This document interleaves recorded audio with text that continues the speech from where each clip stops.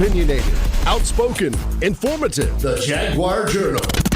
Your source for the latest information on Southern University sports and SWAC athletics. A Baton Rouge sports talk tradition. Now, here's your host, Reggie Flood.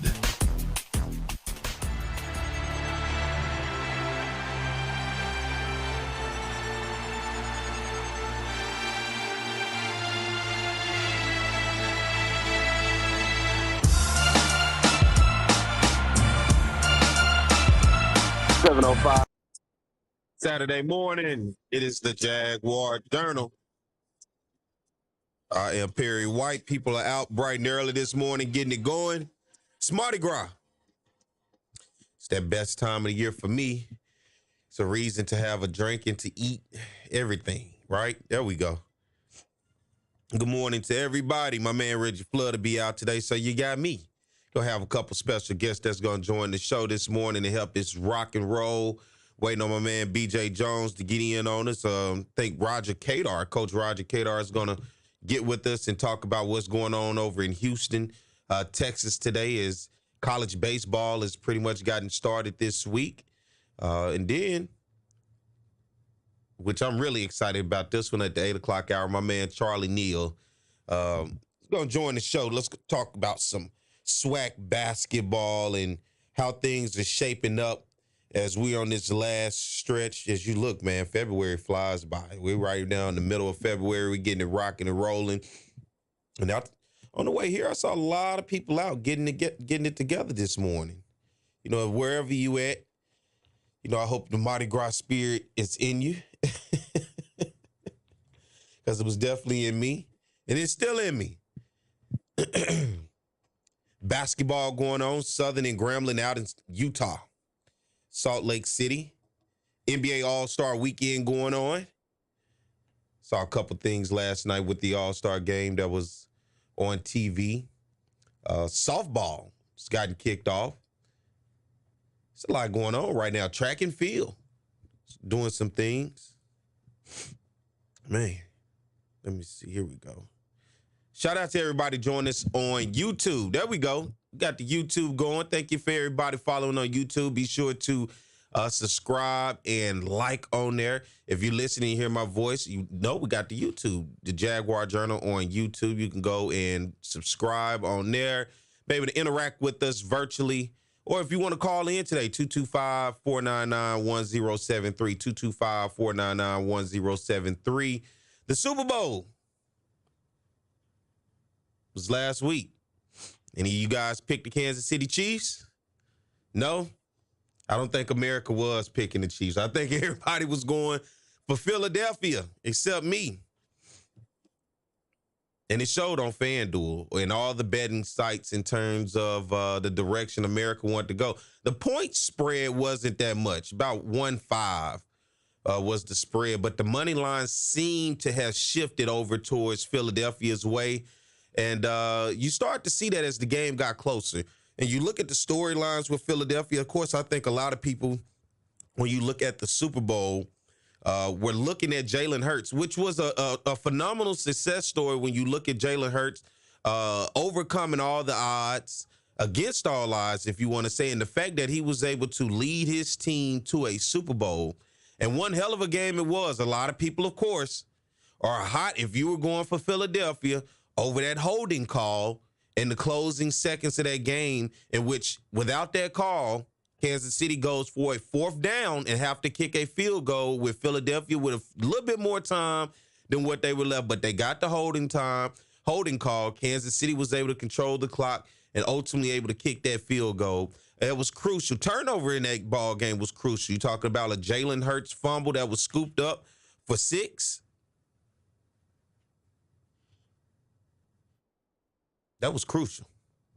That was a pause because that's how crucial that was in that ball game. But you looking for Patrick Mahomes, a guy that overcame everything. They got rid of Tyreek Hill. Tyreek Hill got traded out, ended up going to the Miami Dolphins. And a lot of people thought, especially when you looked early on in preseason, that the Kansas City Chiefs did not maybe have enough. They go out there, acquire Juju Smith-Schuster. And then Clyde Edwards-Helaire gets injured in the season. They get the 2 backups And man, you talking about putting it together. And Travis Kelce is a freaking animal. All right? I'll try to be choice with my words today. But Travis Kelce is a freaking animal. Has to go down as one of the greatest tight ends to ever play the game. He was absolutely phenomenal when you look at targets. When you look at targets for Patrick Mahomes. Now, I know the key was, well, Kansas City defense, what it will it look like? We all know the Eagles defense was solid. The Eagles D-line is legit. They're legit. But guess what? Sorry for you if you was picking the Philadelphia Eagles, because the Kansas City Chiefs are your world champions for the NFL. Man, great game, though. Came down to the wire. That's what you wanted to see. It was better than that Georgia TCU so-called national championship football game, wasn't it? A lot more entertaining, and somebody didn't get beat to sleep. I love championships when it's not all about the beatdown. Show me why these are the two best teams and to go to the wire. And when you look statistically at almost every statistic, they go back and forth to where it looks like both teams are evenly matched, and it should be in for a good one. And you in for a good one right now because you're about to hear some commercials because we got to take a break. Come back. We'll keep this conversation going. All right, y'all stay tuned. More to Jaguar Journal. Care South is now providing COVID-19 drive-through community testing at their Baton Rouge clinic. Testing is available for anyone with or without symptoms and no doctor's order required. No insurance? Care South will cover the cost. Care South is a federally qualified health center providing comprehensive medical, dental, and behavioral health services, offering telehealth services and an in-house pharmacy. Satellite clinics in Donaldsonville, Plaquemine, and Zachary. At Care South, we're here for you. Care South. Family serving family.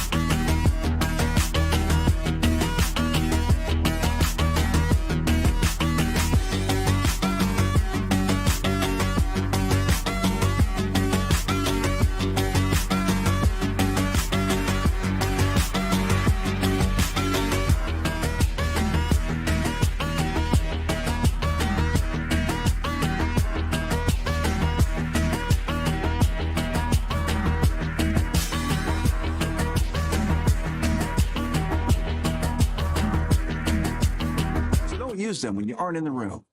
Visit demco.org to get...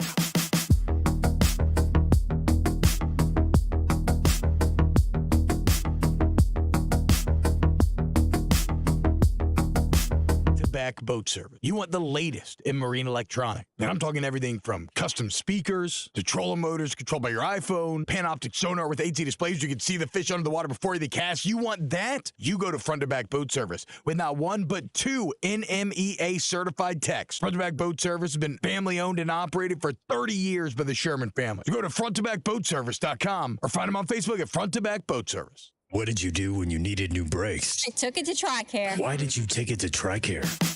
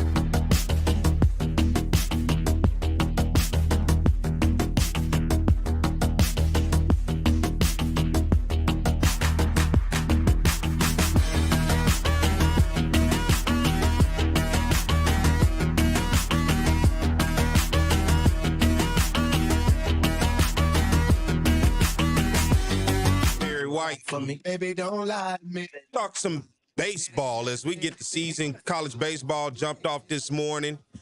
Today, and for Southern University and Coach Crenshaw, the season jumps off today. The 2023 baseball season for Southern kicks off in Houston, Texas, at the 2022 World Series champions, Houston Astros, Minute Maid Park.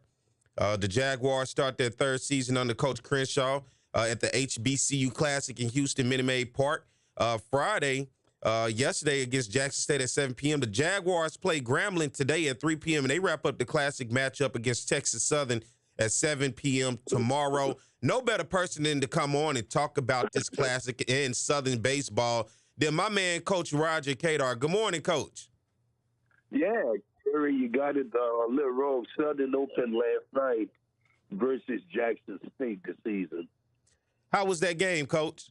Well, I left. They were 5-4 Southern.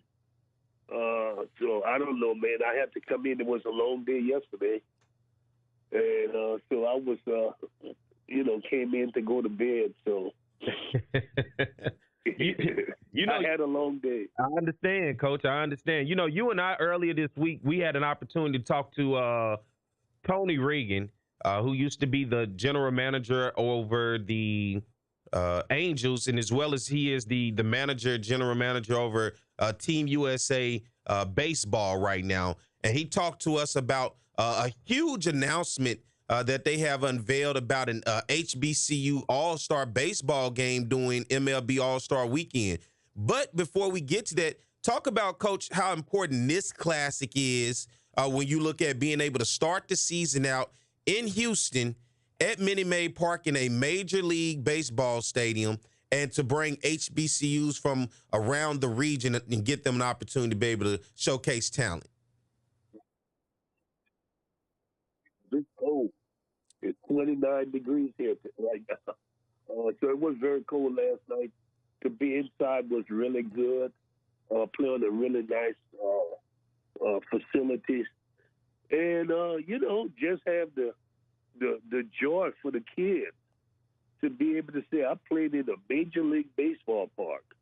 I mean, that's something they'll never forget. So it was a wonderful thing for them. When you look at your guy, Dusty Baker, what is it like to be able to bring in these teams and be able to put them in front of guys where they can showcase their talent on that next level? Because, you know, you don't quite see those names of the players from the HBCU realm able, or mostly these days, being called or being when it comes to the MLB draft, or seeing that representation when you talk about teams around the country and those organizations. But to be able to get these guys in front of the big leaguers to be able to showcase their talent. Yeah, it's always a good thing. And it may be somebody that's out there that's got some ability that needs to be seen. But it's not going to be a lot of kids, no matter who they play in front of, that has the ability, for this. And we want to say we want to showcase our ability. We want to showcase. But, having coached this game and played this game, it takes real ability that people are looking for. You got me? Yes, sir. And you're competing not just against American kids. You're doing it on the international level. So when you start putting all of those people you're competing against, you can understand why, talent really matters. You got me?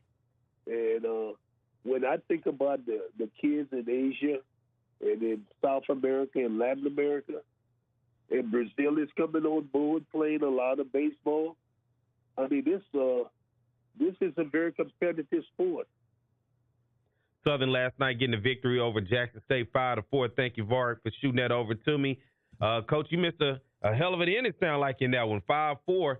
But moving forward, talking back to our conversation with Tony Regan earlier this week, MLB All-Star Weekend is going to have a event that's going to be a part of it that's going to actually include HBCUs and players from HBCUs all over the South. Talk about that, Coach, and the partnership with Ken Griffey Jr. in order to bring this all together along with yourself.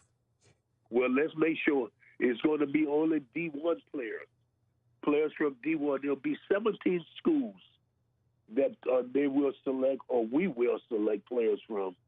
12 in from the SWAC and 5 over. That's in the on the East Coast where the black schools are playing. And that process, we'll pick 50 players, 25 on each team, and the criteria is pretty simple. You find the best players, you recommend them, you send them into a database, and MLB will use that database to come up with the best way that the 50 people will be picked. To have that stage MLB All-Star Weekend, I think is huge. But more so importantly, Coach, the relationship now of opening up the institution, because resources and the ability to be able to reach back to help those young guys be able to show. But most importantly, you and I always have this conversation about what does the HBCU baseball player look like these days. And it's not as just flat out, it's not as black as people would think it is, isn't it? Right, it's not black. It's very unblack, as you could see. And from what I could see last night, now Southern do have a lot of black kids, and Jackson State did. So, but I want to go back to one thing Tony mentioned, that having the kids play in the All-Star Classic in Seattle is more than about baseball players.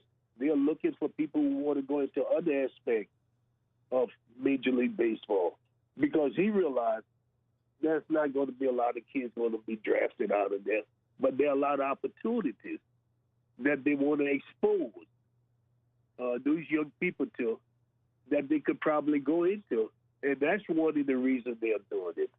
So it's more than just playing.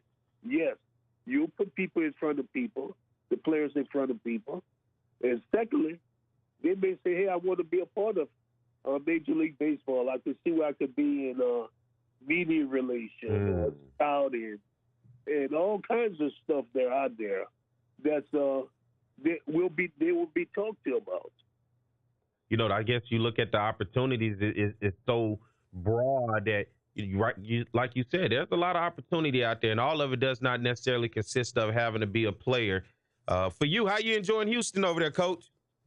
Man, this thing has, when I got here, my allergies, soon I got off the plane yesterday. I mean, the wind got me, and I am so congested, but you know what? It's all right. Everything is good. The people are really good. Getting to see a lot of old friends. So everything is good. We'll have a long day today. We'll be at the park. I'll be out there all day today. So, looking at players, and I'm scheduled, Coach Ellis and I are scheduled to throw out the first pitch when Southern plays Grambling at 3 o'clock today. You're going to throw out the first pitch? They didn't tell me. I didn't practice.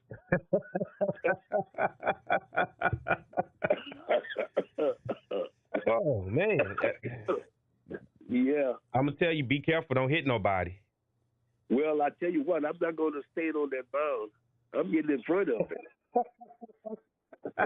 It is okay to underhand it, Coach. I just want you to know it is okay. I'm not going to do that. I don't think I can get away with that. But I'm going to throw it in there. I'm going to practice a little and get that arm loose and make it reach, okay? Last time you threw a ball, Coach? Man, it's been a while. 30 years. Oh, my God. Yeah. At least. Southern and Grambling today. Oh, man. Southern tomorrow, 7 p.m. Southern and Grambling, 3 o'clock today. Southern gets the victory last night, 4 over Jackson State. First of all, when you look at these programs, because they all are very familiar to you, isn't that right? You talk about Jackson, Southern, of course, Grambling, and Texas Southern. But when you look at these teams that are participating, particularly these HBCUs, man, what do you think about having them all together? And for you, do you miss it when you're out there? Do you miss the game? Not really. I like, watching the game, but, listen, my time had come. Mm-hmm. and I had done as good as I could. And, you know, I had a pretty good career. So, you know, I was a realist. I played for retirement. And so just like when I left professional baseball, I left coaching and moved on. You know, a lot of people can't. Fortunate for me, it really doesn't matter anymore. You got me? Mm-hmm. I'm in a whole different stage of my life. And, you know, and trying to do the best I can there. So, yeah, it's a good game. I miss the kids, you know, because those young people taught me a whole lot. Every day they had me on my toes, and not knowing what they were going to come up with. But, you know, other than that, I'm in a good place. Hey, I love it. Also, we had earlier last week, Brock Cantro over at BRCC came in and told you April 1st is going to be Roger Kadar Day. It's going to be BRCC versus Delgado. That's another game you're going to throw out the first pitch. So I hope you're warmed up today. By the time April 1st come, you ready to go. Yeah, I'll be ready by then. Yeah, that was nice of Brock Cantro to do that. I mean, you know, I've been so fortunate, and the warm people in the city of Baton Rouge, from the mayor to everybody, you know, district attorney, and, you know, my family, and everybody just been so wonderful, the people at Southern. So it's been a wonderful situation. But then I don't want to leave so many friends at LSU, too, have reached out. So I've been fortunate to have so many friends who say to me, we appreciate what you've done. And you, of course, Perry. I appreciate that. I even got a call from CJ. That's what I was going to ask you. Yeah, CJ. CJ, you can't leave him. Hey, we can't leave him out. He'll call in a minute and just say congratulations, Coach, for everything that you've done, you know. Yeah. He threatened to fire me a few times, but that's okay. CJ, we're going to have a conversation. You can't be doing Coach like that, CJ. Oh, he's good. He's good. Hey, we don't pay any attention to CJ when he's talking. He can't fire anyone. He's going to call up here for sure today now. Yeah, I want to fire him up.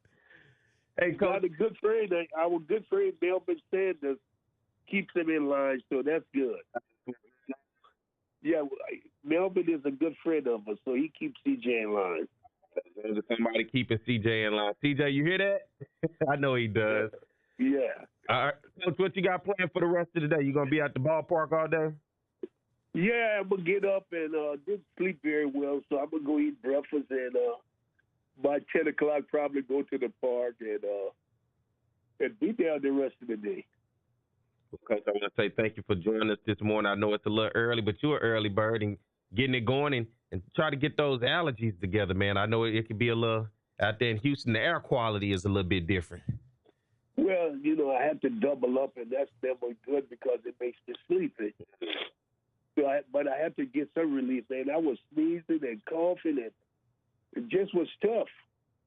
You know, so I'm trying to get it together.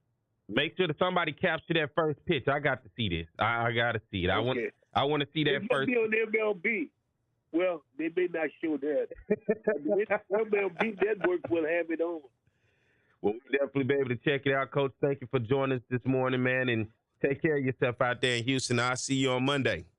All right. See y'all later. All right. Roger Kadar, National College Baseball Hall of Fame coach, just went in a couple weeks ago into the National College Baseball Hall of Fame. Guess what? We got to take a break. Y'all stay tuned. We'll be right back with more of the Jaguar Journal.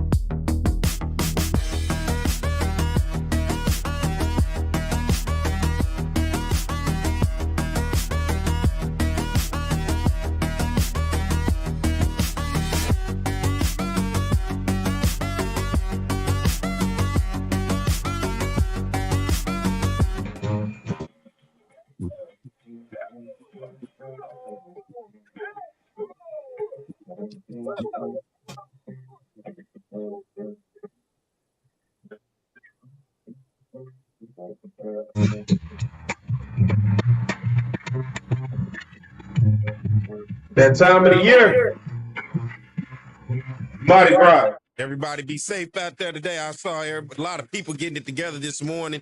Mardi Gras parade here earlier this morning here in Baton Rouge, and a lot of people headed down to New Orleans for a day of fun and a weekend of fun it's festival season, right?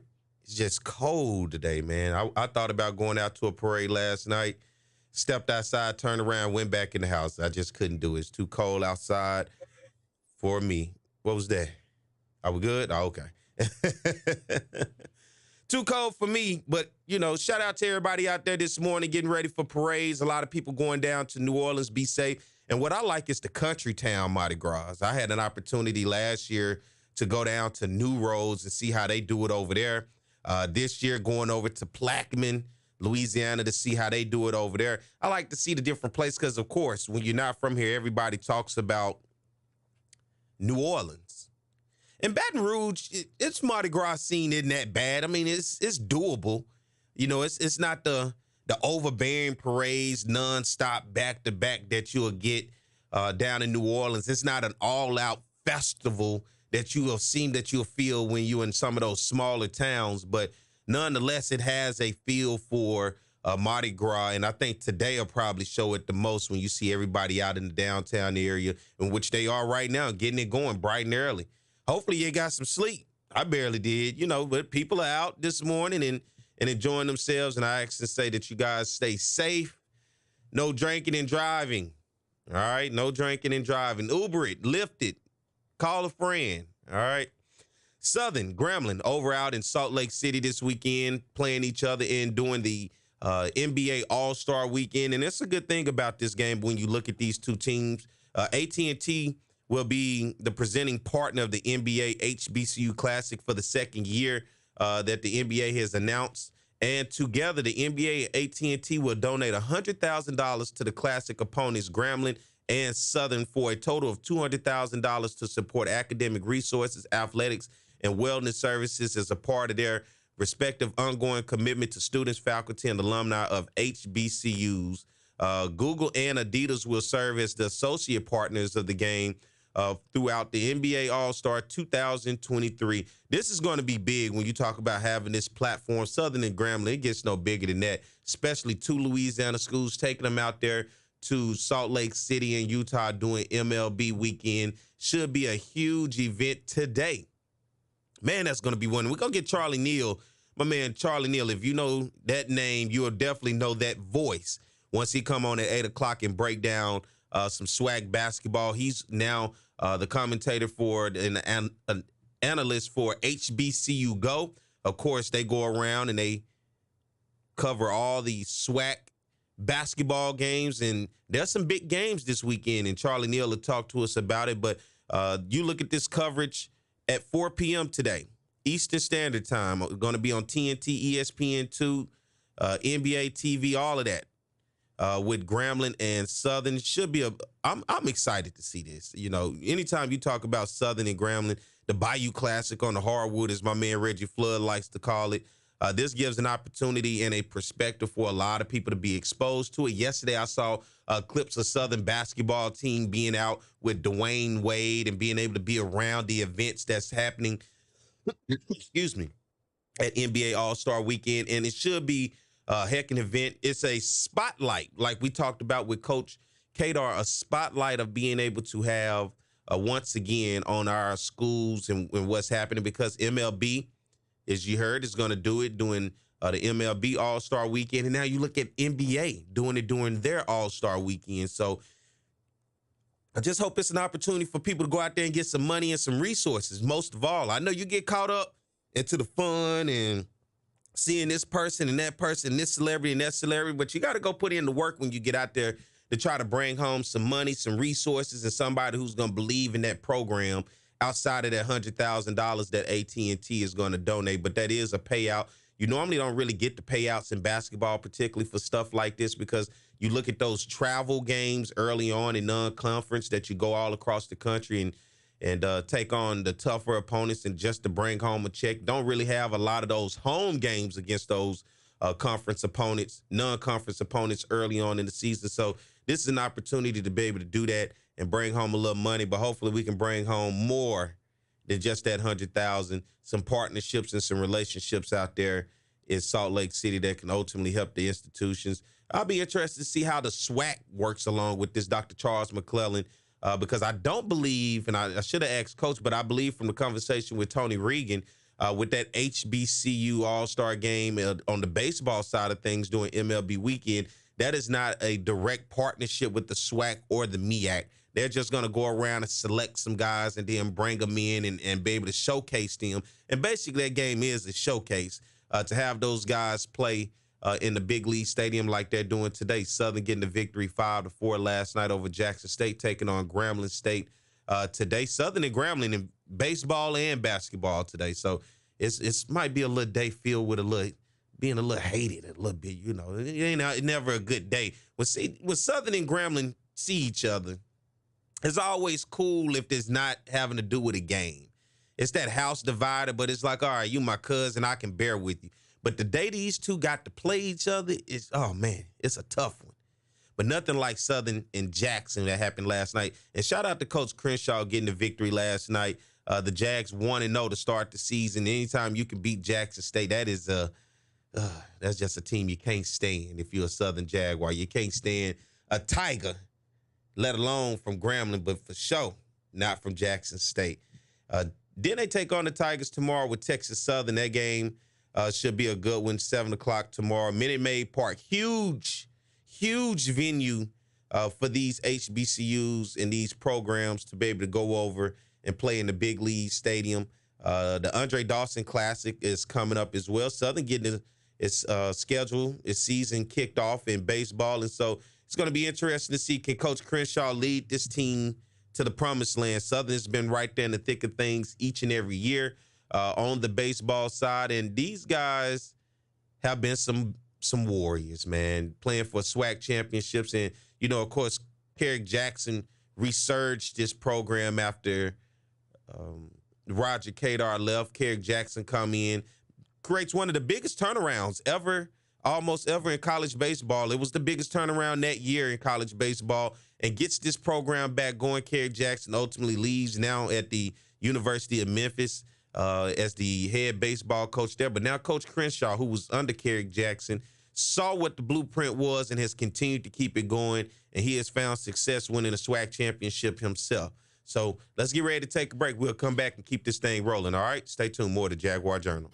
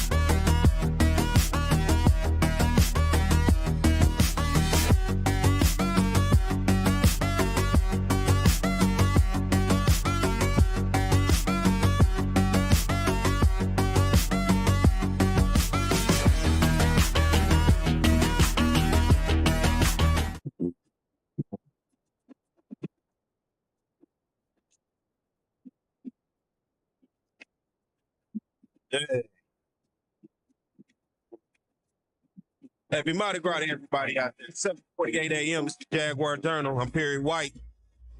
Turn our sights over to softball a little bit. Southern University's Lady Jaguars are set to host the 16 Mardi Gras Classic at Lady Jaguar Field starting yesterday. 5 teams will be participating in this classic: Alabama State, Eastern Illinois, Arlington Baptist, Jackson State, and Grambling. Matchup started yesterday at 12 o'clock with Alabama State versus Arlington Baptist. The 2 o'clock game yesterday was Alabama State versus Eastern Illinois. Southern Lady Jaguars then took the diamond at 4 o'clock, taking on Eastern Illinois before they closed out the night at 6 o'clock against Arlington Baptist. Today, they're going to get started at 10 a.m.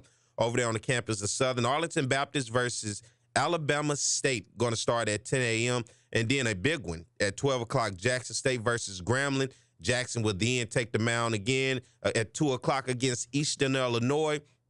Grambling and Eastern Illinois get things going at 4 o'clock, and then Southern Lady Jaguar softball team tonight, 6 o'clock against Alabama State. That ought to be a cold one by the time they get ready to take the mound. And then tomorrow, as they get ready to close everything out, starting at 10 a.m., it'll be Grambling versus Eastern Illinois. At noon, Grambling versus Alabama State. The 2 o'clock game tomorrow, Arlington Baptist versus Jackson State, and then they'll wrap things up with one hell of a rivalry game, Southern and Jackson State at 4 o'clock. Right now, Southern softball looking for a victory on the season in this. And so this will be interesting. I like this to be able to host and bring these teams on campus. Eastern Illinois comes into the tournament as a 0-5 record. They face number 18 LSU on February the 16th and has 2 losses against Grand Canyon and Incarnate Word. The other loss came against a team, Green Bay. Arlington Baptist comes into this weekend 4-3 record. They've won 4 straight after starting the season with 3 straight losses. Alabama State was able to get 1 game in and open the weekend with a 1-0 loss to Western Carolina. Jackson State 2-3 comes in with wins against Southeastern Baptist College and Xavier of Louisiana, and then Southern has not won coming into this one, and then Grambling 3-3. Their wins come against Southeastern Baptist and 2 against Texas College. Big day over there if you get a chance. If you like softball, get a chance to go check that out. HBCU rivalry weekend going on. Grambling State Southern out MLB weekend that Coach Kadar talked about, even with that game. But I want to go back and talk about that MLB and NBA weekend, being able to have all-star games associated with that. Once again, that is huge. And that's just something I can't let go under the table, because when you have that type of showcase on that type of platform, Coach said today MLB Network will be showing the games over in Houston as Southern takes on Grambling today. But then Southern takes on Grambling over on the other side of West Coast. I guess that's what, Mountain Time? Yeah, we'll say Mountain Time instead of West Coast, over in Utah doing NBA All-Star Weekend. You guys paying attention to that? Yeah? No? NBA, the All-Stars, it's really been a little bit different, you know, as the years go on. Sometimes it's kind of hard to pay attention to when you look at the three-point contest, the slam dunk contest. You know, a lot of times you don't really get your superstars in those games. That's what I'd be looking for, the superstars. Mike, you been paying attention to the NBA All-Stars starting yesterday? I really haven't, but I really stopped getting into it after they started doing like the Team LeBron and Team Giannis stuff, because at the end of the day, it is all-star voting, but they're just picking their favorite teammates, and it's really not that fun to watch. Like, I mean, they don't even play defense anymore, so it's like 150 to 140 every single time anyway, so there's really no point in watching. Yeah, it's no defense at all. I'm talking about the score is through the roof. The over-under, put it at about 300. and that's it. Look, that's all look.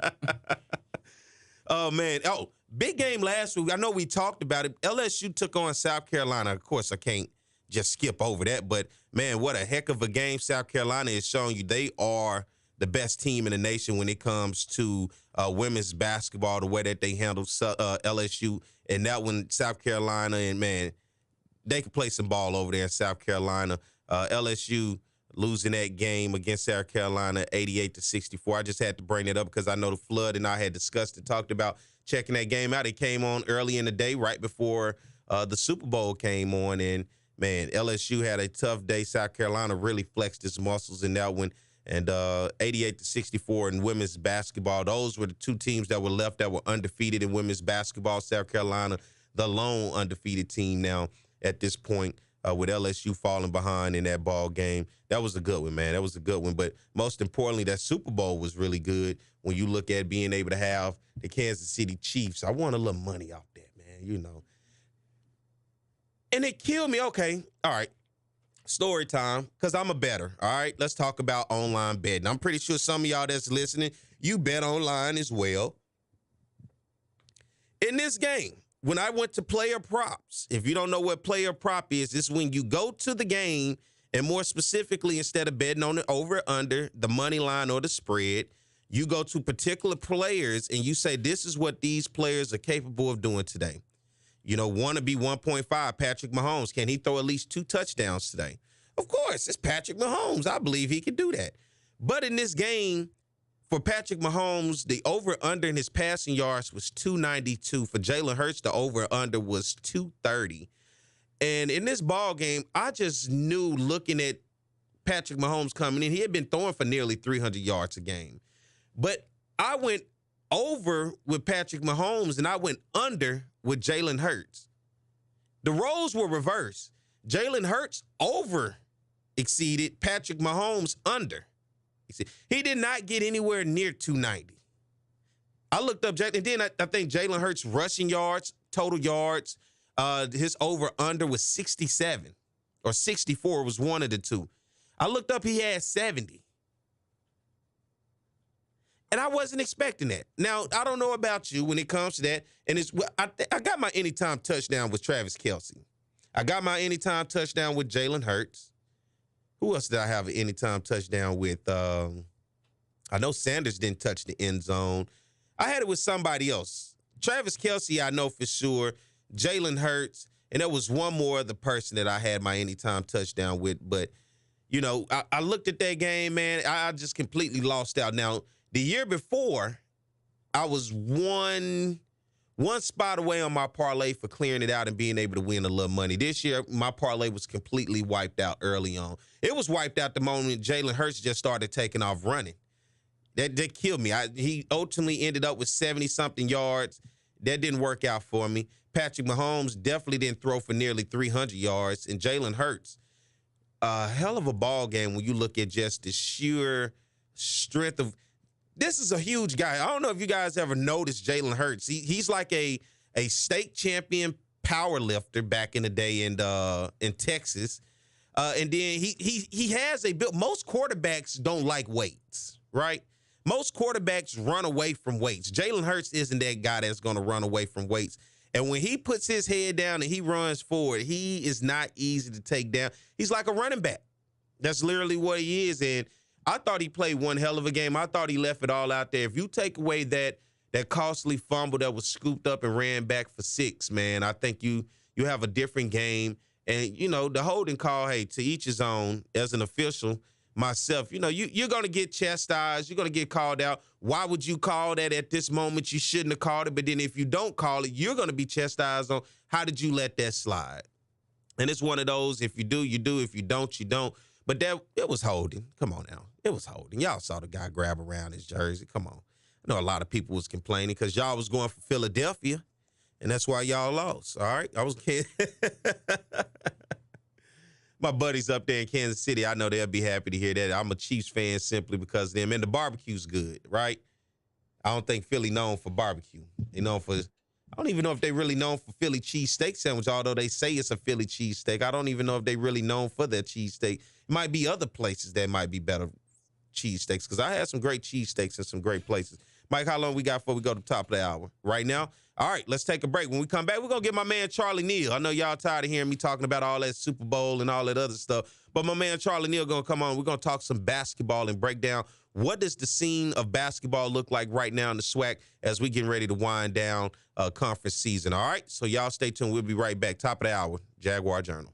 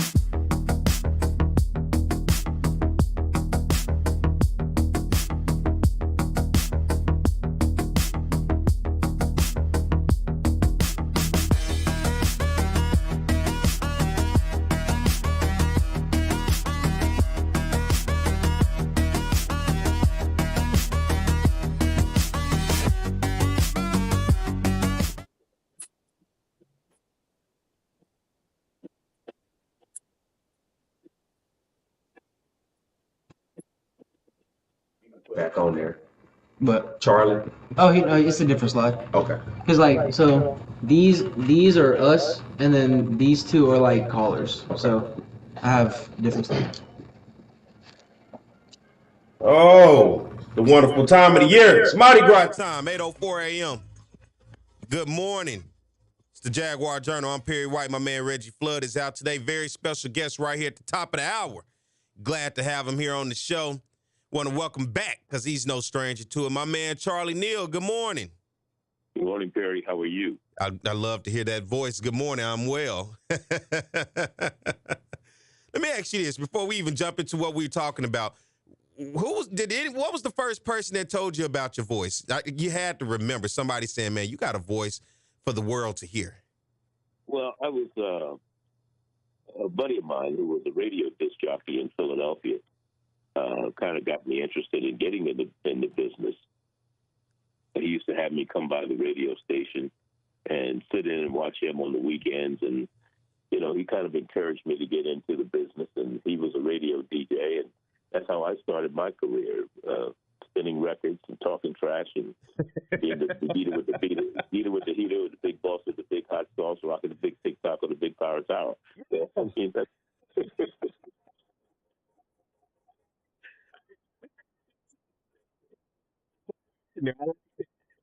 yeah, I used to say, Perry, I'd say, I'm not the house rocker, I'm the house rocker's son, and I'm going to be your wiggle till your wobble comes.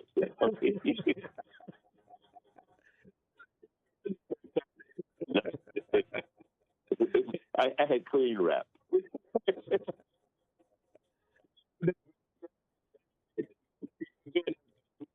Of course, you've been working with HBCU Go, going around the country, covering HBCU basketball, more particularly right here in the SWAC. What has that been like working with HBCU Go and being able to have that spotlight on our institutions in these basketball programs?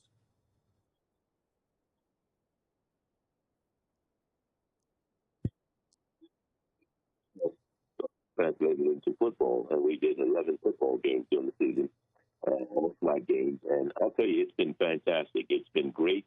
What I enjoy more about it than anything else is the fact that you can bring exposure to the schools, to the players, that they may not get elsewhere. We talk about and relive the history of the SWAC and some of the legendary coaches in football. It was like the Marino Cassins and W.C. Gordons, and in basketball, the Ben Jobs and Paul Covingtons and Dave Whitney down at Alcorn State. I mean, and Lafayette Strimming over at Mississippi Valley. And being able to come back and talk about not only what's happening today, but also what has happened over the years, and talking about some of the past players who made the conference what it is today. And that's what I enjoy most about it. Well, let's jump into it. And of course, being the Jaguar Journal, jump into the games happening with Southern Saturday. Last week, Southern took on Prairie View. Southern getting the victory, 79-65 in that ball game. Southern shooting 22 of 53 for 41%, 9 of 20 from the three-point line, shooting 45%, 26 of 32 from the free throw line, shooting 81%. On the other side for Prairie View in that ball game, 23 of 54 in that ball game, shooting 42%, 12 of 31 from the three-point line, shooting 38%, and 7 of 13 from the free throw line, shooting 53%. Southern's largest lead in that ball game was 14. And then Monday, a game in which you covered, Southern versus Texas Southern. Southern falls in this one, 79-68 to Texas Southern. Southern shoots 23 of 61 for 37%, 7 of 27 from the three-point line, shooting for 25%, 15 of 19 from the free throw line, shooting 78%. For the Tigers of Texas Southern, 26 of 55, shooting 47% from the three-point line, 10 of 24 for 41%, and the free throw line, 17 of 24, shooting 70%. Southern falls to Texas Southern. You look at other scores in games around the conference from Saturday. Alabama State getting a victory, 74-71 over Pine Bluff. Jackson State getting a victory, 69-58 on the road against FAMU. Alcorn State on the road getting a victory, a 2-point victory, 76-74 against Bethune-Cookman. Grambling getting one against Texas Southern at home, 65-46, and Alabama A&M in double overtime against Mississippi Valley State, 70-68. Monday, Some more games around the conference. Jackson State getting a huge victory over Bethune-Cookman, 91-64. Grambling continued this winning ways, 68-64 over Prairie View. Alcorn State, 67. FAMU, 64. Mississippi Valley State sneaking out a victory against Alabama State, 76-70 up there in Itabena, Mississippi. Alabama A&M, 75. UAPB, 72. And when you look at the conference now of teams and where this thing stacks up for you, Charlie, Alcorn State, the number one spot at 11-2, right behind Alcorn, one game out of first place is the Tigers of Grambling State at 10-3, 2 games out. Right there in that third place spot, the Jaguars of Southern at 9-4, Jackson State behind them 8-5, Alabama A&M 7-6, and below that is everybody fighting to be 500 and above. Alabama State and UAPB both at 6-7, Bethune-Cookman 5-8, Prairie View 5-8, Texas Southern 5-8, and FAMU and Valley at the bottom at 3-10. You've watched a lot of SWAC basketball. Talk to me in terms of this up and down of the season and what you've seen and these constant changes each week when you look at that 1, 2, 3, and 4 spot. What are you looking at is competitiveness. You talk about Alcorn. Alcorn lost their one of their conference games was at home against Jackson State, the team that they're going to play today in Jackson, Mississippi. I would say it's the second best game of the day. There are 2 great games on tap in the SWAC today on the men's side.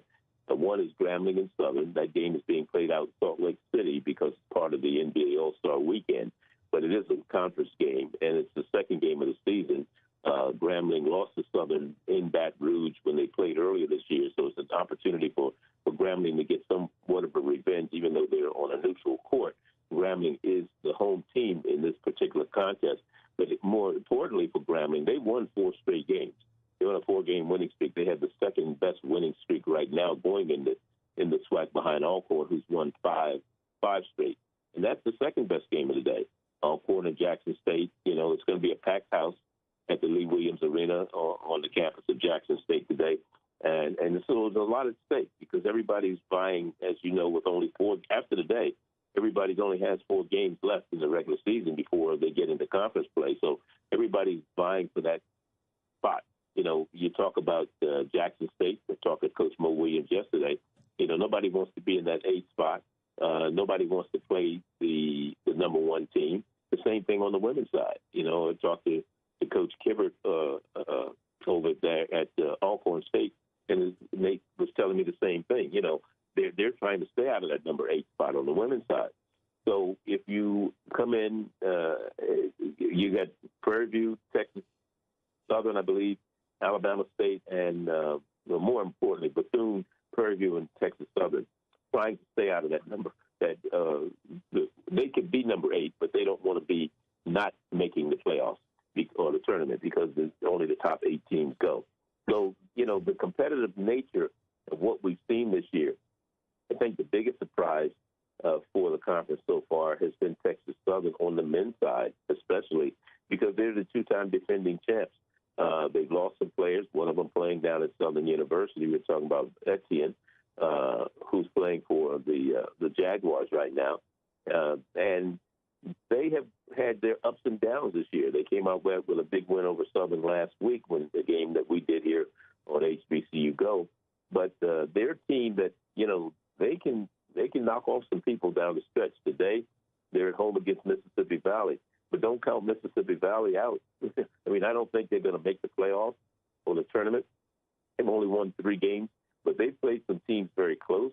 They've knocked off some people. In fact, I believe it's the only home loss for Jackson State this year at home was to Mississippi Valley. So, those are the teams that you've got to watch out for because they can put some kick in the armor going down the stretch. You look at Southern, more particularly for our listeners, in their last 4 games, an 82-61 road loss to Alabama A&M, a 73-66 road loss to Alabama State. Got things back on track against Prairie View, 79-65, but then a 79-68 loss to Texas Southern. Southern 1-3 in his last 4 games. Things were just different 2 weeks ago when they were at the top of the conference. They had defended home court against Alcorn State and Jackson State. Both those games were tough victories, but nonetheless they were able to get them done. But now 1-4, 1-3 in their last 4 games. Do you think when you look at Sean Woods and Southern, faltering down the stretch with 3 games left on the to go before you jump over into March. And then once you get to March, you got those Alabama schools on the back end. But as they move forward, Southern and Grambling today, then they have Bethune-Cookman and FAMU on the road next week. Does it seem to be any cause for concern when you look at the Jaguars 1-3 in those last 4 games? Well, it's always cause for concern because nothing is automatic anymore. Teams are playing for lights out. I mean, they know it's the stretch run. The Alabama State, the Alabama A&M, the Arkansas Pine Bluffs, they're all playing for position and seeding in the tournament. So the better off you play, and you always want to be playing your best basketball in the stretch, down the stretch, going into the tournament. You don't want to be going in with a 3-game losing streak or anything of this nature. So everybody's going to bring their A game. Even those teams at the bottom of the pack, the Florida A&Ms and the Mississippi Valleys, they're going to bring their A game because even though they may not be eligible, may not make the tournament, they can upset some people and create some issues for those teams that are at the top, the Alcorns of the world. Because the Alcorns, they're going to have to be careful, going this, even though they look like they have the easiest schedule down the stretch after today. They play Fairview at home. They play Texas Southern at home before going on the road against Mississippi Valley and Pine Bluff. But those are not gimmies. Those games are not gimmies. And so, Alcorn would like to stay in that number 1 spot. Today will, be a big step in terms of where they're going to wind up as the season comes down to an end. And it's interesting enough because all of those teams right there, 1-4, when you look at their home records, Alcorn 6-1 at home, Grambling 9-1 at home, Southern 8-1 at home. And up until that loss against Texas Southern, Southern was one of the few teams that was still undefeated at home up into that loss last week. And then Jackson State 5-1 at home. You talked about them losing to Mississippi Valley. All of those teams play well at home, but then when you look at their road records, and of course a lot of it has to do with non-conference games too, but it is tough. 7-9 for Alcorn on the road, 7-6 for Grambling. They're the only team that has above 500 when you look at road games. And Southern 4-11 on the road, and for Jackson State 4-14 on the road. Hey, Charlie, you got a second to stick with me through a break? Before we go to that break, you talked about, I don't worry about the road record so much prior to conference. Mm-hmm. It's what they've done in the conference. Yeah. Like Jackson State is 3-4 on the road against conference teams. Alcorn against conference team on the road they are, I believe it's 5-1 on the road. So I don't count those non-conference games as much as I do the conference games. That's what's key right now. Yes, sir. You got a second to stick with us? Sure. All right, let's take a break and we'll come back more. I'm my man Charlie Neal, and this is the Jaguar Journal. All right, we'll be right back.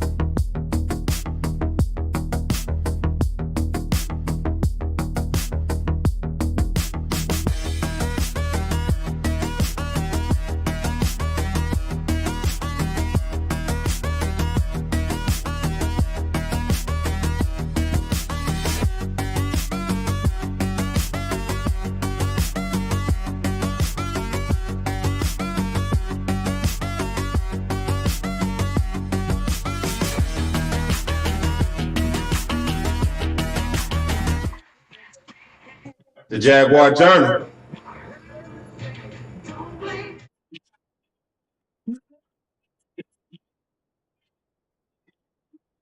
I'm Perry White. We're getting it rocking and rolling this morning. Special guest, my man Charlie Neal. Good morning. Good morning. How many women have sung that to you?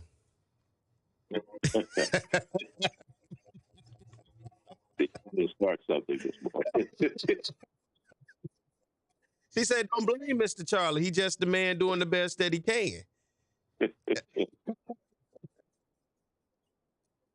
I thought about you when I heard that. That's all. I just thought about it, man. Hey, that name Charlie been around. Listen. Last name is not Wilson, though.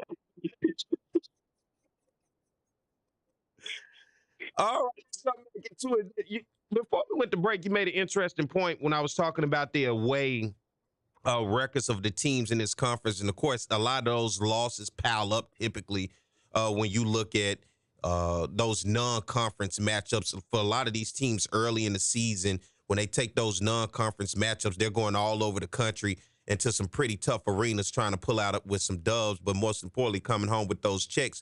But you had said something about Alcorn on the road. Go back to that, what you said, Alcorn on the road in their record. Well, overall, they are 7-9, but against conference teams, they're 5-1. So they only lost one conference game on the road this year, and that was at Southern. That was back to I think back at the end of January, they lost that one by like 12 points. But everybody else they beat on the road. They beat Texas Southern on the road. They beat Prairie View on the road. They beat Grambling on the road. Bethune and FAMU last week on the road. So they've only lost one road game. Now, some of those other games that they lost, they were losing to people. And they had an upset during the preseason, pre-conference. They beat Wichita State on the road by 9. They beat Stephen F. Austin on the road. They lost to Texas El Paso in double overtime. So they played some tough teams. They lost to Arizona State. They lost to Tennessee. So they played some tough teams. They played Seattle University. They played Dayton. So, again, that's why I don't put a lot of emphasis on away games in non-conference play, because we know, again, a lot of those are money games. Same thing with Jackson State, Southern, Grambling, all of the schools. I mean, you look at Jackson State, it's non-conference record. They played Abilene Christian, Tulsa, Michigan, Indiana, Miami, Southern Methodist, Texas Christian, Texas Tech. And some of these schools, they're up there and ranked, some of them right now, So, again, I don't put a lot of emphasis. It's what you did against your conference opponents that makes a difference as far as I'm concerned. Now, against conference teams, Jackson State right now is 3-4 on the road. So they have not done a good job against conference teams on the road. They beat Alcorn on the road, but they lost to Prairie View. They lost to Texas Southern. They lost to Grambling, and they lost to Southern on the road. When you look at, you're talking about being those road warriors for this, a lot of these teams around the conference, and then most importantly, which you was talking about those tough non-conference schedules. When you look at the SWAC and when you talk about the NCAA tournament and us sending a qualifier once the tournament is over to the bigger field, do you think because you're starting to see the competitive nature of the conference get better that eventually the SWAC champion will not have to get that play-in game just to get into the bigger field to play against a number 1 seed, and that maybe we'll start to see a 15 or a 14 seed besides that high 16 seed? Well, I would think you're probably looking possibly at a 15. Taking into when the committee gets together, they take into consideration your overall record, number one, what you did against your conference teams. But who did you play in non-conference? Were there Division II schools that you went against? How, if you played the Pac-12 schools or the Big Ten schools or the Southeast Conference schools, what kind of record did you come, or not necessarily that you won, but how close were the games? Were you getting blown out, or were you losing in single digits? So all of those things can be taken into consideration in terms of where your seeding might be going into the tournament, and that you necessarily don't have to play in the first 4 game in Dayton, Ohio. Before it was called that, it was the play-in game, and now they call it the first four in Dayton. And then you could go in as a number 15 seed. And we've seen teams go in as a number 15 seed and come out with some upsets over the years. I mean, it's few and far between, but we've seen that happen. And so it's not, because it's not beyond the realm of possibility that they will come in and make their presence felt. The chances of them getting to the Final Four are probably slim and none. And Slim hasn't been here in a while. So, it's going to be very, but you always want to make a good showing. And that's the key, the key is you want to prove that you belong. We know at mid-majors, schools of this nature, we don't normally see them, whether it's the SWAC, whether it's the Colonial Athletic Conference, whether it's the MAC, whether it's the West Coast Athletic Conference. We don't see them doing that well. It's normally somebody from the Power Five that's going to be in that Final Four. We know that. Yeah, you talked about one of those upsets. 15, Norfolk State did it a few years ago against Missouri with the upset. Yes, you look over a typical powerhouse in the MEAC on that side as well, not only with Norfolk State, but North Carolina Central has been a consistent power over there with getting victories. But, for me, we talked about it earlier with Texas Southern. They have traditionally been the team in the SWAC that has been able to go out and get those big victories. A couple years ago, victories against Kansas State, Michigan State. But this year you had some teams in the conference that was able to get some non-conference victory against some bigger schools, as we call them, the Power Fives. You saw Grambling getting victory, Southern, just to name a few. But for me, I absolutely do not like the play-in game. But I understand what it takes for us to have to get out of it. And like you say, going out and getting those victories, who you're playing against, the margin of loss, the margin of victory.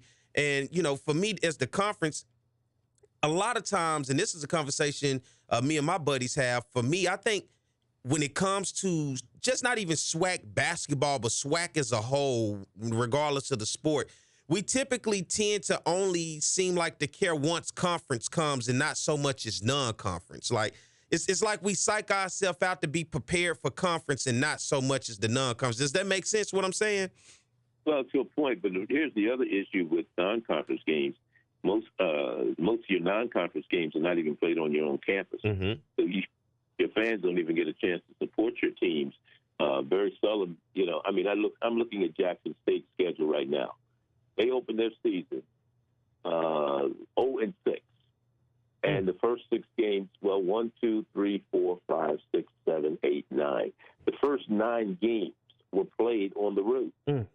Abilene Christian, Tulsa, Little Rock, Michigan, Indiana, Miami, Southern Methodist, Texas Christian, and Akron. They played Mississippi State in Jackson, but it wasn't on their campus. Mm-hmm. They played Texas Tech in Houston as part of that Coaches versus Racism tournament. I was down there for that, and Texas Tech beat them by 50 points. They just didn't show up for that game. Then the next game, they played at Alabama.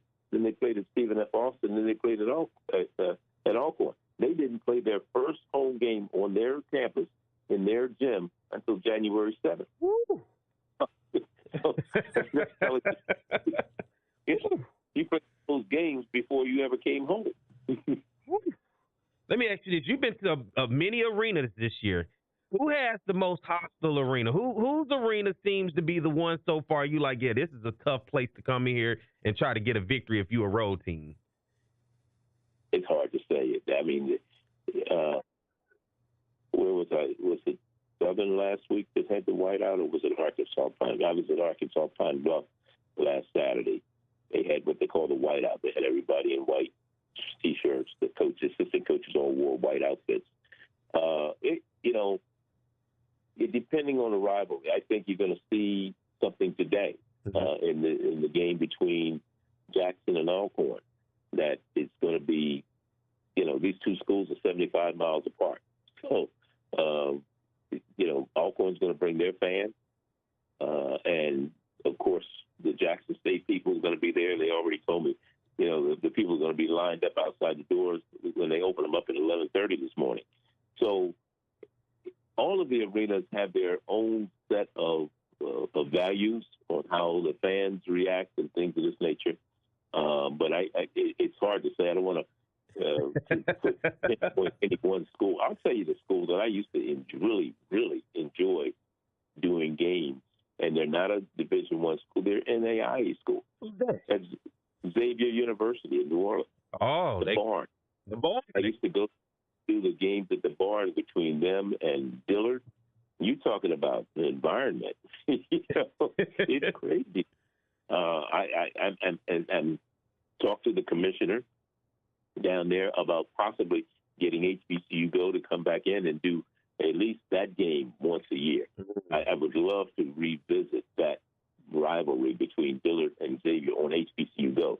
The rivalry still exists, but I'd like the fans that are watching HBCU Go today who are not that familiar with that rivalry to catch that one. I like that, and that's good that you even put that out there, and that's the beauty of having you around to be able to talk about those games that people may not even know, and to bring that to the network to say, this is something we need to circle right here because people need to see this culture and the atmosphere that's created. You're talking about Jackson State. We saw that just last week with Pine Bluff in town, and that was a tough environment when you look at the fans, the Pine Bluff bench.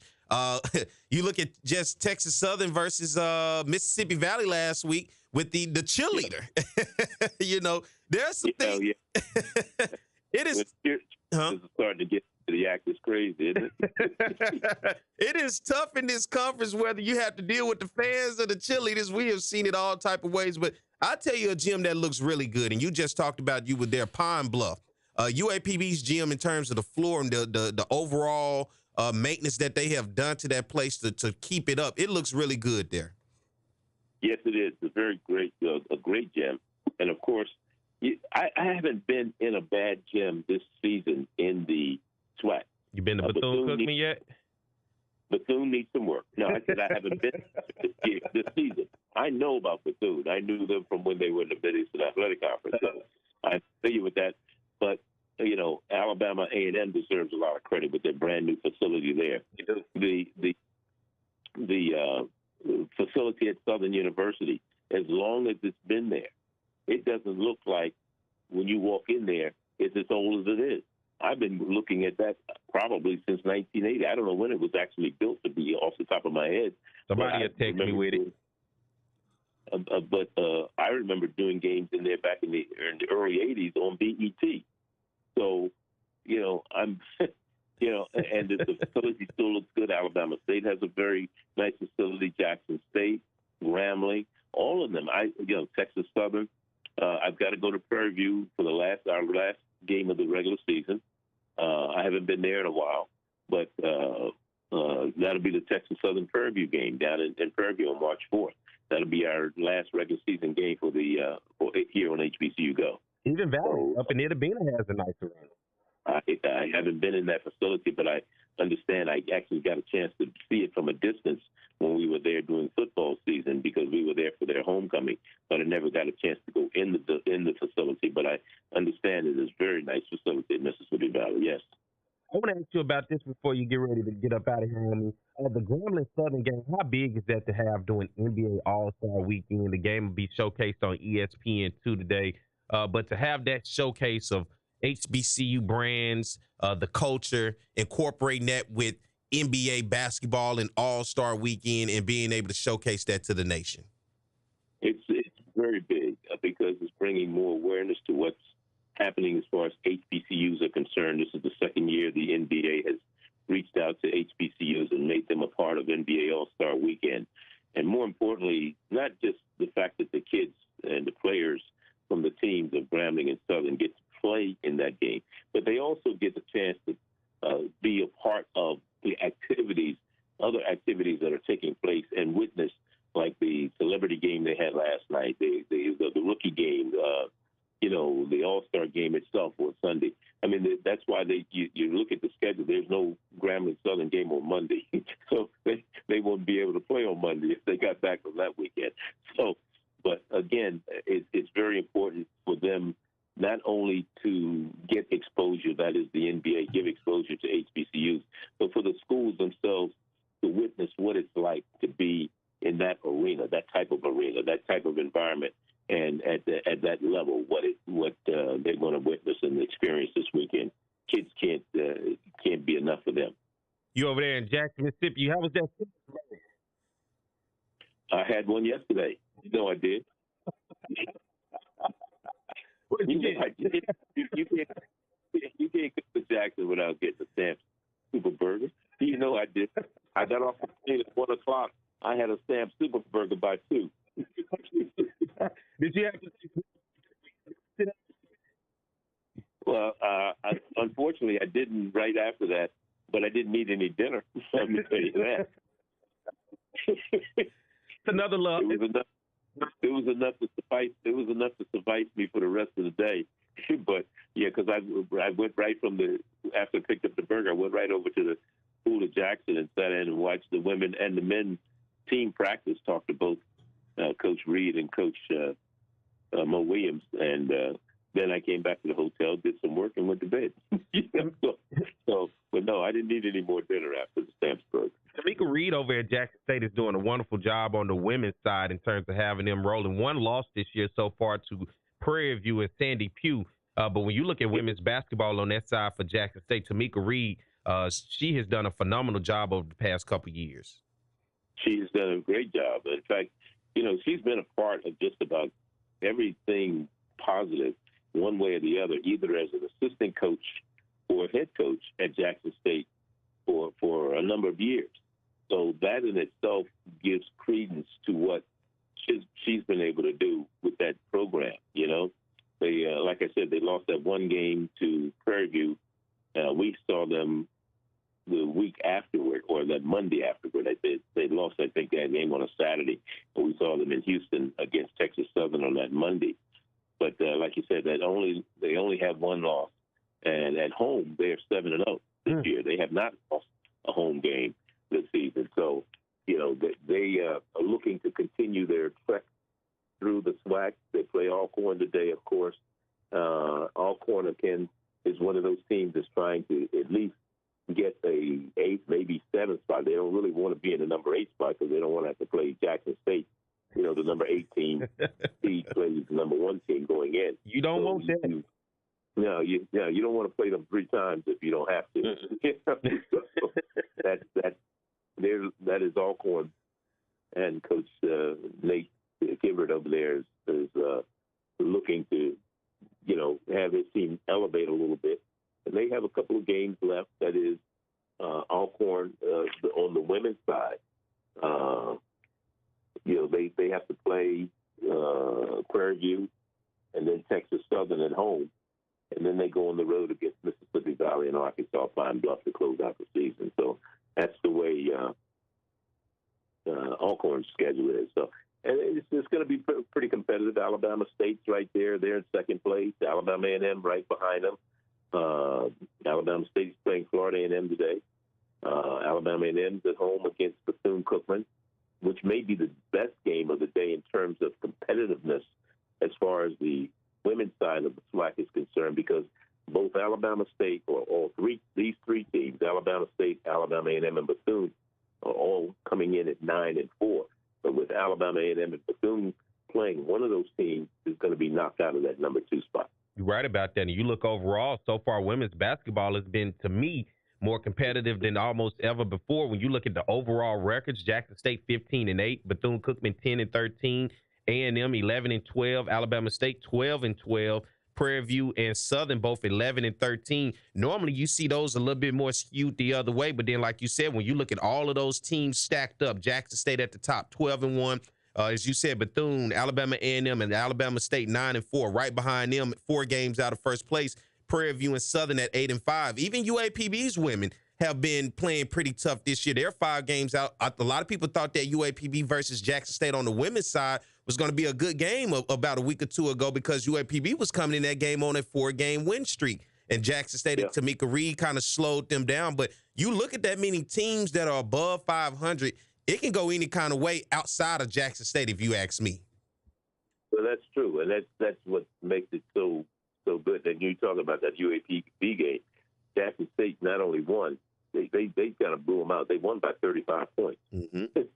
So, but one of the things that Jackson State lot of, and Pine Bluff probably has the second tallest team in the SWAC on the women's side, behind Jackson State. Jackson State has like 9 players that are 6 feet or more or taller, and that height and is one of the things that gives them an advantage when you look at points in the paint and you look at all the other little things that they do and do well. If there's an Achilles heel for Jackson State on the women's side, is their ability to shoot free throws. They're not shooting free throws that well this year. Overall, like 60% from the from free throw line. So that's one of the things, or maybe a little bit more than 60%. I think, look here, 66% from the free throw line. But that's still something that Coach Reed would like to see them improve upon. Alcorn's only shooting 60%. But one of the things that when you talk to these coaches, one of the reasons that they have struggled in some of the games is their ability to shoot at the free throw line. Yeah. Shoot at the free throw line. They were actually trailing Bethune-Cookman in that game last Monday after the first quarter. They were behind in that game, and then they came back and they led by 10 at the half. So those are the types of things that, coaches are always looking for. What is going to give us the edge, give us an ability to win, to compete, and to do the things we need to do to get over the hump. I had a long talk with Coach Reed yesterday, and one of the things that he was concerned about was, in conference play against SWAC teams, are their bigs being allowed to play? They're worried about getting foul trouble. He said when they were in non-conference play, the referees allowed a little more contact. And so she's had to change some of her offense around and some of the way they approached and attacked the basket based on what the referees were calling, So, that's a unique perspective. Yeah. You look last week, just real quick, around the SWAC on the women's side, Alcorn 73, FAMU 67, Jackson State 77, Bethune 52 in that game. You said Jackson State had to come back. Prairie View 67, Grambling 60, Pine Bluff 60, Alabama A&M 57, Alabama State 66, Mississippi Valley 61, Southern 70, Texas Southern 52. That was on Monday. On Saturday, Alabama State defeated Pine Bluff 71-60. Jackson State kept it rolling against FAMU 68-53. Bethune was able to get a victory over Alcorn State women's basketball 68-60. Grambling 63, Texas Southern 57. Southern getting a victory over his former coach Sandy Pugh 69-52, and Alabama A&M 67, Mississippi Valley 50. Man, as we get ready to close this thing out, hey, man, I want to say thank you for coming on with me this morning. I probably kept you a little longer than what you wanted, but I always enjoy the conversation when I get an opportunity to have one with you. Not a problem. It's always a pleasure being here with you, Perry. You guys be safe, and good luck to you the rest of the season. Yes, sir. Appreciate it. I'll be watching later on now. I'll be listening to that voice. All right. Take care. All right. Good one. Thank you, Charlie. Bye now. All right, everybody that's listening, that's my man Charlie Neal with HBCU Go. He'll be covering the game tonight, Jackson State and Alcorn. Let's do this. Let's get ready to take a break, and we'll come back. We'll get ready to close this thing, all right? Stay tuned. More to Jaguar Journal. Care South Medical and Dental offers comprehensive...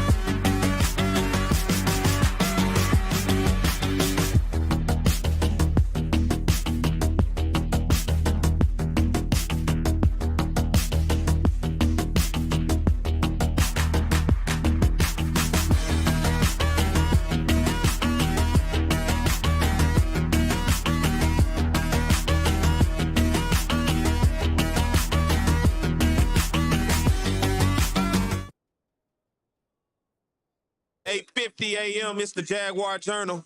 I'm Perry White, man. We getting it rocking and rolling. It is Mardi Gras. If you hear my voice, I'm pretty sure you're somewhere ready to have a good time. And if you're not, wake up, because it is time to have a good time. All right. Want to thank my man Charlie Neal for coming on this morning. We're talking SWAC basketball, some big games around the conference today.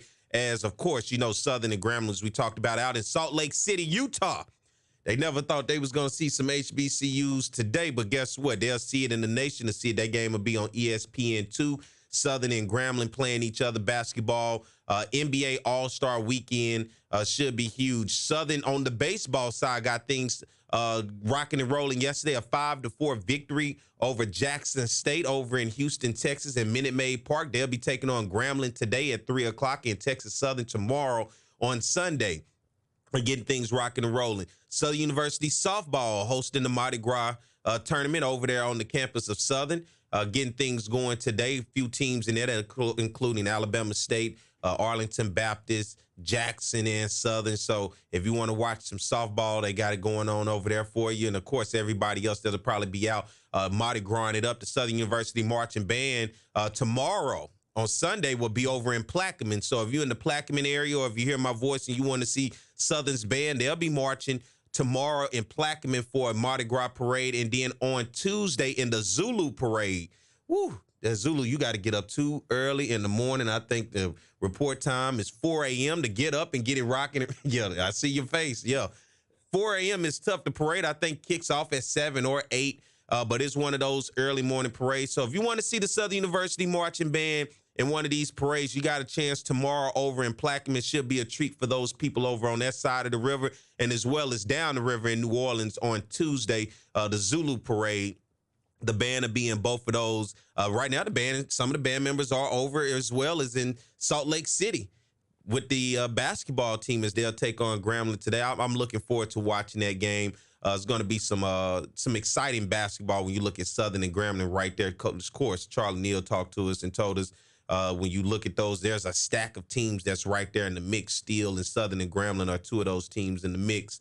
And it's just NBA All-Star Weekend. If you're just into sports, being able to check that out. Baseball is underway, so it'll be a lot of college baseball on all over the place. Softball, I watched the softball game yesterday, Alabama and UCLA. UCLA number 2 in the nation, Alabama number 12. That was a pretty good game. So there's a lot going on in the sports world, but of course, a lot of people not caring about sports in this particular weekend because it's Mardi Gras. It's festival season. It is the time to eat good and drink good and enjoy yourself. And I don't have a problem with that. As we get ready to close things out here on the Jaguar Journal, my man Reggie Flood was out today, but he'll be back next week. My man Charlie Neal came on and joined me this morning. I want to thank him for that because I know he's a busy man. He's up in Jackson today. He's going to be covering the Jackson State Alcorn game.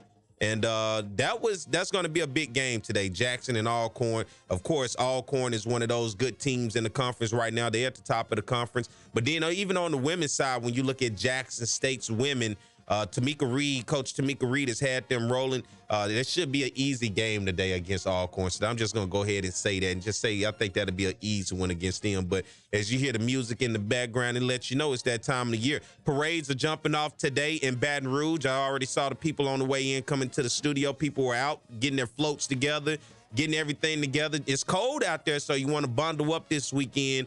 As temperatures will start to warm up as the week goes on. I think at some point this week, I saw Wednesday or Thursday, the high is supposed to be about 88 degrees. So it's amazing how we're going to go from that cold to that warm. So bundle up so you won't be sick, all right? Because this is the weather to get sick when you're jumping from 30 degrees in the morning, 50 in the afternoon, and then by next week, we'll be outside in shorts. Isn't that crazy? Within a matter of just a couple days, we're going from being bundled up to barely even want to have anything on, all right? So everybody be safe out there. That's what I'm saying. Be safe. Don't drink and drive. Wear your seatbelts, but enjoy yourself. Have fun because, you know, it's Mardi Gras season, baby. That's what we do in South Louisiana, from Baton Rouge to New Orleans and all the surrounding areas in between.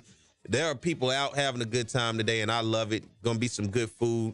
I'll probably try to swing down to New Orleans today and get an opportunity to go down there. It's just a good weekend to hang out. Want to thank Coach Roger Kadar for coming on, breaking down, talking to us about the partnership between the HBCUs and the MLB, as they'll be hosting during MLB All-Star Weekend, the same way we see with the NBA MLB All-Star Weekend. They'll be bringing players from all the Division I HBCUs to bring them over into Seattle this year to showcase their talent. And so Coach Kadar coming on talking to us about that, and as well as talking about the big games going over in Houston at Minute Maid Park. When you get a chance to play in a big league park, that means something, all right? Need a little water to get me going this morning. I'm doing a lot of talking, probably more than I normally do, but hey, it's that time of the year. I need water anyway if I'm going to make it through the day, all right? Need some water and food to get the day started off right and try to stay warm. Man, I want to thank you guys for tuning in, listening to Perry White this morning here on the Jaguar Journal. My man Reggie Flood will be back, like I said, next week, and we'll have it rocking and rolling. So, of course, follow us on YouTube if you're already doing so. And if you're not, type in the Jaguar Journal on YouTube. Subscribe, be able to keep up with us. That way, if you're not able to catch the full show live or you're just now getting in here, you can always go back and watch the Jaguar Journal, any of the previous episodes. So, hey, it's Mardi Gras season. Y'all stay safe, and we'll be back next week, same time, same place, because as always, it's the Jaguar Journal. Not only does Government Taco have the best street tacos in town, they also offer many reasons to come back for more.